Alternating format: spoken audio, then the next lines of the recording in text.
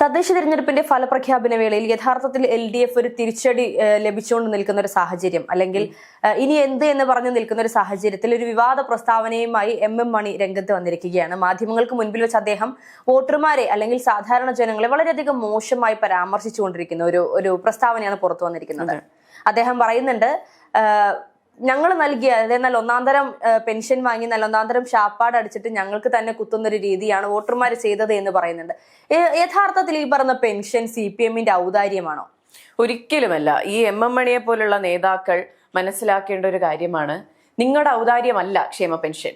ഈ തെരഞ്ഞെടുപ്പിന് ദിവസങ്ങൾ മാത്രം ബാക്കി നിൽക്കുകയാണ് ഇവർ ക്ഷേമ പെൻഷൻ 2000 രൂപയായി ഉയർത്തുന്നത്. അന്ന് അത് ഇലക്ഷന് വേണ്ടി ചെയ്തതല്ല എന്ന് പറഞ്ഞാൽ പോലും അതിനുവേണ്ടി ആയിരുന്നു എന്ന് അവർ തന്നെ തെളിയിക്കുന്നത് പോലെയാണ് MM മണി പറയുന്നത്. തീർച്ചയായിട്ടും ഒരു കാര്യം MM മണി മനസ്സിലാക്കണം, നമ്മുടെ ഔദാര്യത്തിലാണ് നിങ്ങൾ ആ പദവിയിലിരിക്കുന്നത്, നിങ്ങളുടെ ഔദാര്യത്തിലല്ല ഞങ്ങൾ വോട്ട് ചെയ്യുന്നത്, നിങ്ങളുടെ ഔദാര്യത്തിലല്ല ഞങ്ങൾ ഇവിടെ ജീവിക്കുന്നത് എന്ന ബോധ്യം MM മണിയെ പോലെ എല്ലാ നേതാക്കൾക്കും ഉണ്ടാകുന്നത് നല്ലതായിരിക്കും.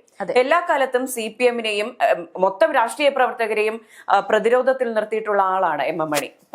പലതരത്തിലുള്ള പ്രസ്താവനകൾ നടത്തിയിട്ടുണ്ട്, സ്ത്രീവിരുദ്ധ പരാമർശങ്ങൾ, അതുപോലെ തന്നെ രാഷ്ട്രീയ വളരെ അക്രമാസക്തമായ സ്വഭാവമുള്ള പരാമർശങ്ങൾ അദ്ദേഹം നടത്തിയിട്ടുണ്ട്. പിടിച്ചുകെട്ട കടിഞ്ഞാണിടാൻ പറ്റാത്ത കുതിരയാണ് CPMന്റെ കടിഞ്ഞാണിടാൻ പറ്റാത്ത കുതിരയാണ് MM മണി എന്ന് പറയാം. വിടുവായിത്തരത്തിന്റെ ആശാനാണ്. ആശാൻ എന്ന് വിളിക്കുന്നത് വെറുതെ ഒന്നുമല്ല, പറയുന്നതിനൊരു മര്യാദ ഉണ്ടാകണം. ഈ വോട്ട് ചെയ്ത ഇന്നലെ വരെ നമ്മൾ ട്രോളുകളിൽ കാണാറുണ്ട്, രാഷ്ട്രീയ നേതാക്കന്മാർ വോട്ട് ചെയ്യാൻ എടുത്തുകൊണ്ട് പോകുന്നു, തിരിച്ചിറക്കി വിടുന്നു എന്ന് പറയുന്നത് പോലെയാണ് ഇവരുടെ കാര്യം.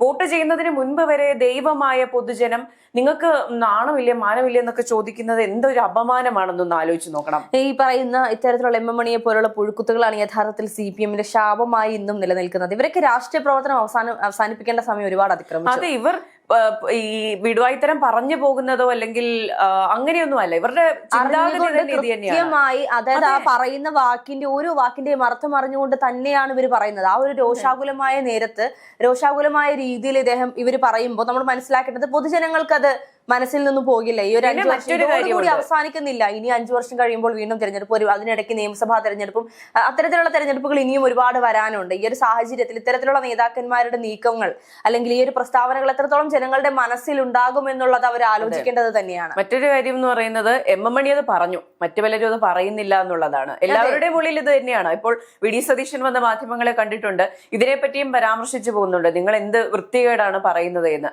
നിങ്ങൾക്ക് ഞാൻ തരുന്ന ഓച്ചാനമാണ് ക്ഷേമ പെൻഷൻ, നിങ്ങൾക്ക് ഞാൻ തരുന്ന ഈ കിറ്റ് വിതരണത്തെ പറ്റി ഖണ്ഡകാവ്യം എഴുതിയവർ CPMലുണ്ട്. ഇടതുപക്ഷത്ത് കിറ്റ് പട്ടിണി കിടക്കാൻ അനുവദിക്കില്ല പൊതുജനത്തെ. എന്തിന്? വോട്ടിന് വേണ്ടി മാത്രം. നിങ്ങൾ എനിക്ക് വോട്ട് തരും, ഞങ്ങൾ നിങ്ങൾക്ക് കിറ്റ് തരാമെന്നല്ല. അത് കൃത്യമായി വരച്ചു വെക്കുന്ന രീതിയിലാണല്ലോ തെരഞ്ഞെടുപ്പ് അടുക്കുന്ന സമയത്ത് കൊണ്ടുപോയി കിറ്റ് കൊടുക്കുന്നു. തെരഞ്ഞെടുപ്പിന്റെ 1-2 മാസങ്ങളോ 9.5 വർഷം ഭരിച്ചിട്ടും, അല്ലെങ്കിൽ പോട്ടെ 9.5 വർഷം മാറ്റി നിർത്താം, 2ാം ഘട്ടം അധികാരത്തിലേക്ക് വന്നു, 4.5 വർഷം കഴിഞ്ഞു.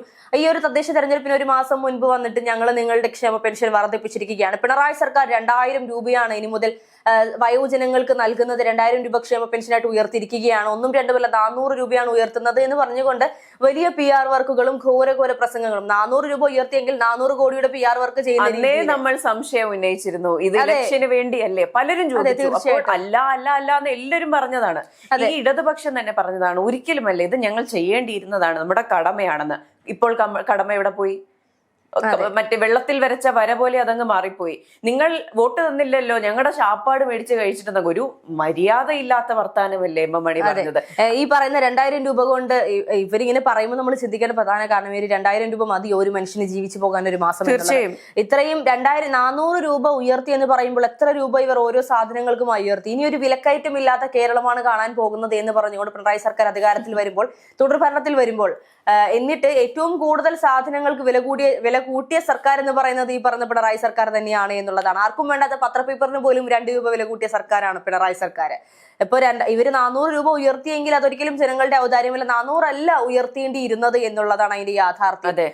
യഥാർത്ഥമായി അവര് പറഞ്ഞിരുന്ന വാഗ്ദാനങ്ങൾ പ്രകാരം കുറഞ്ഞത് 2500 രൂപയെങ്കിലും ഈ ഒരു മാസം പൊതുജനങ്ങൾ വാങ്ങിക്കേണ്ട സാഹചര്യം കഴിഞ്ഞിരിക്കുകയാണ്. എന്നിട്ടും 2000 ആക്കി എന്ന് പറയുമ്പോൾ ഈ ഇത്രയും വലിയ ഒരു നേട്ടം ഞങ്ങൾ ചെയ്തിട്ടും നിങ്ങൾ ഞങ്ങൾക്ക് വോട്ട് ചെയ്തില്ല, നന്ദിയില്ലാത്ത വർഗമാണ് പൊതുജനം എന്ന് പറയാതെ പറയുന്ന രീതിയിലാണ് MM മണിയുടെ പ്രസ്താവന. അതുപോലെ തന്നെ അദ്ദേഹം പറയുന്ന മറ്റൊരു കാര്യമാണ്, എവിടെയാണ് ഇത്രയും ഏത് സർക്കാർ കേരളത്തിന്റെ ചരിത്രത്തിൽ റോഡുമായി ബന്ധപ്പെട്ട് അല്ലെങ്കിൽ മറ്റു പല വികസനങ്ങളും കൊണ്ടുവന്നിട്ട് ഏത് സർക്കാരാണ് ഇത്രത്തോളം വികസനങ്ങൾ കേരളത്തിന് നൽകിയിട്ടുള്ളത്? പല വികസനങ്ങളുടെയും പിതൃത്വം ഏറ്റെടുത്ത് ഇപ്പോഴും ഭരണത്തിന്റെ മികവ് പറയുന്ന ആൾക്കാരാണ് LDF എന്ന് നമുക്ക് കൃത്യമായി അറിയാം. കൊച്ചി എടുത്തു നോക്കിയാലും കേരളം ആകെ എടുത്തു നോക്കിയാലും UDF കൊണ്ടുവന്ന പദ്ധതികൾ അന്ന് പ്രതിഷേധിച്ച് അത് വേണ്ട എന്ന് പറഞ്ഞ അതേ ആൾക്കാർ തന്നെ ഇതിന്റെ പെരുമ എടുത്തു കാട്ടുന്നത് നമ്മൾ പലപ്പോഴും കണ്ടിട്ടുണ്ട്. വികസനം എല്ലാ കാലത്തും ഏത് സർക്കാരിന്റെ ഭരണകാലത്ത് ആയിരുന്നാലും വികസനം ഉണ്ടാകും. അതവരുടെ കടമയാണ്. അത് ഞങ്ങളിത് ചെയ്തല്ലോ അതുകൊണ്ട് നിങ്ങൾ ഇത് ചെയ്തില്ലല്ലോ എന്ന് ചോദിക്കാൻ ഒരു സർക്കാരിനും അവകാശമില്ല എന്നുള്ളതാണ്. അതുപോലെ തന്നെ എം എം മണി പറയുന്ന മറ്റൊരു കാര്യമുണ്ട്, ഭരണവിരുദ്ധ വികാരം ഉണ്ടോ എന്നുള്ളത് പരിശോധിക്കണം. അതുണ്ടെന്ന് എനിക്ക് തോന്നുന്നില്ല. പരിശോധിച്ചതിന് ശേഷം പറയാനെന്ന്.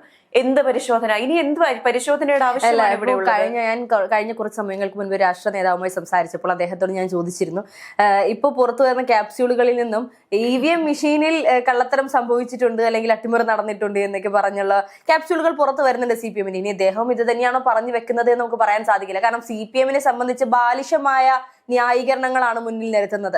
അയ്യപ്പ സംഗമം നടത്തിയപ്പോൾ ഒഴിഞ്ഞ കസേരകൾ കാണിച്ച് അത് AI ആണ് എന്ന് പറയാൻ കാണിച്ച മനസ്സൊക്കെ CPM നേതാക്കൾക്ക് മാത്രമേ ഉണ്ടാവുകയുള്ളൂ. അത്തരത്തിൽ ഇദ്ദേഹം പറയുന്ന പരിശോധന ചിലപ്പോൾ ഇനി ഈ തെരഞ്ഞെടുപ്പിൽ വോട്ട് ചോയി പോലെ വലിയ എന്തോ സംഭവം നടന്നിട്ടുണ്ട് കേരളത്തിൽ. അത്തരത്തിലുള്ള ക്യാപ്സ്യൂളുകൾ ഇറങ്ങിക്കഴിഞ്ഞു. പലരും ഇത് പറഞ്ഞു തുടങ്ങി.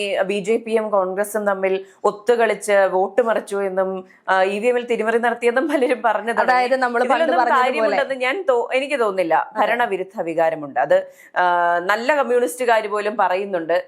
ഭരണവിരുദ്ധ വികാരമുണ്ട്. അത് തീർച്ചയായും ഉണ്ടാവും. 9 വർഷത്തെ ഭരണപ്പാളിച്ചകൾ ഇവിടെ ഉണ്ട്. അത് ജനത്തിന് മനസ്സിലായിട്ടുണ്ട്.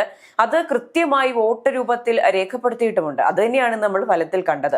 ഈ പറയുന്ന CPM-ൽ തന്നെ CPM-ന്റെ അടിത്തട്ടിലുള്ള, അതായത് CPM-ന് വേണ്ടി ഇത്രയും കാലം കഠിനമായി പ്രയത്നിച്ചിരുന്ന പല അണികളുടെയും വോട്ട് ഇത്തവണ UDF-ന് പോയിട്ടുള്ളത് തന്നെയാണ് UDF-ന്റെ വിജയത്തിന് പിന്നിലെ കാരണം എന്ന് പറയുന്നത്. തീർച്ചയായും. കാരണം ഒളിഞ്ഞും തെളിഞ്ഞും പല CPM പ്രവർത്തകരും തുറന്നു പറഞ്ഞു കഴിഞ്ഞു, ഞാനും എന്റെ കുടുംബവും CPM പ്രവർത്തകരാണ്, CPM-ന് അനുഭാവികളായിരുന്നു, പക്ഷെ ഈ തവണത്തെ എന്റെ വോട്ട് UDF-നാണ് അല്ലെങ്കിൽ കോൺഗ്രസിനാണ് അല്ലെങ്കിൽ ഇതൊന്നും അല്ലെങ്കിൽ BJP-ക്കാണ്, ഞാൻ ഒരിക്കലും CPM-ന് വോട്ട് ചെയ്യില്ല. കാരണം മടുത്തു എന്ന് അവർ തുറന്നു പറയുമ്പോൾ, CPM പ്രവർത്തകർ പോലും തുറന്നു പറയുമ്പോൾ പൊതുജനങ്ങളുടെ വികാരം എന്താണ് എന്ന് പരിശോധിക്കണം എന്ന് പറയുന്ന എം എം മണിയുടെ യുക്തിയാണ് നമ്മൾ ചിന്തിക്കേണ്ടത്. അതെ, ഇതിൽ എം എം മണിക്കെതിരെ എന്തെങ്കിലും നടപടി എടുക്കുമോ എന്നുള്ള കാര്യവും കൂടെ നമ്മൾ ആലോചിക്കേണ്ടിയുണ്ട്. കാരണം ഇത്രയും ലക്ഷക്കണക്കിന് ജനങ്ങളെ, ലക്ഷക്കണക്കിന് വോട്ട് ചെയ്ത പൊതുജനത്തെ അപമാനിച്ച ഒരു MLA, അദ്ദേഹം ഇപ്പോഴും MLA ആണെന്ന് ഞാൻ വിശ്വസിക്കുന്നു, അല്ലെ? അതെ, അദ്ദേഹം ഇപ്പോഴും അത് തുടരുന്നുവെങ്കിൽ ഇത്രയ്ക്ക് അപമാനിച്ച, അല്ലെങ്കിൽ പൊതുസമക്ഷത്തിൽ മാപ്പ് പറയുമെങ്കിലും ചെയ്യുക അദ്ദേഹത്തിന്റെ സാമാന്യ മര്യാദയാണ്.